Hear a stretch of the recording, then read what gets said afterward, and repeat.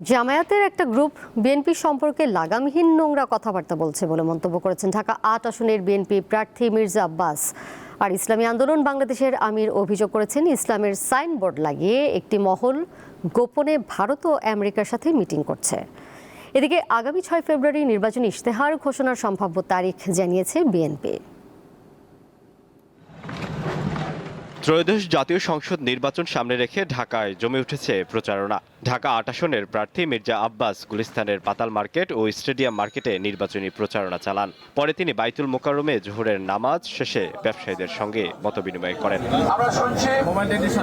সভায় চাঁদাবাজ, সন্ত্রাস ও মাদক ব্যবসায়ীদের বিরুদ্ধে অবস্থানের কথা জানান তিনি। বলেন, একটি দলের নেতারা লাগামহীন কথাবার্তা বলছে।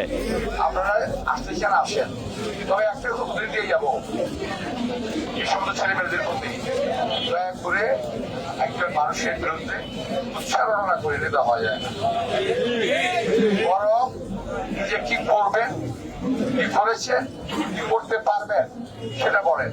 বিকেলে রাজধানীর কারওয়ান বাজারে ঢাকা ১২ আসনের নির্বাচনী জনসভায় অংশ নেন ইসলামী আন্দোলন বাংলাদেশের আমির সৈয়দ রেজাউল করিম। একদল স্বার্থান্বেষী মহল সাইনবোর্ড লাগিয়েছে ইসলাম, কিন্তু ভিতরে হলো সব ইসলাম।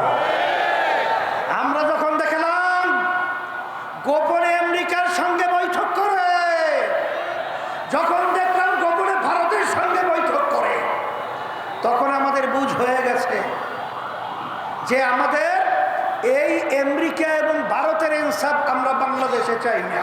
এদিকে নির্বাচনে বিএনসিসি ক্যাডার মোতায়েন হওয়ায় উদ্বেগ প্রকাশ করেন বিএনপির নির্বাচন পরিচালনা কমিটির মুখপাত্র মাহাদি আমিন। জানান, আগামী শুক্রবার নির্বাচনী ইশতেহার ঘোষণা হতে পারে। নির্বাচনী কাজে বাংলাদেশ ন্যাশনাল ক্যাডেট কোর অর্থাৎ বিএনসিসির ক্যাডারদের মোতায়েন করার একটি সিদ্ধান্ত আমরা দেখেছি, যাতে আমরা উদ্বিগ্ন। কেননা কলেজ ও বিশ্ববিদ্যালয় পড়ুয়া বিএনসিসি ক্যাডেটদের অনেকেই কোনো না কোনো রাজনৈতিক দল বা মতাদর্শের সাথে জড়িত থাকে। নির্বাচন পর্যবেক্ষকদের সম্পূর্ণ তালিকা প্রকাশ এবং দলীয় সংশ্লিষ্টতা আছে তাদের বাদ দেওয়ার দাবিও জানান তিনি। সৃষ্টি করতে পারে। আলোয়ান খান, দীপ্ত সংবাদ।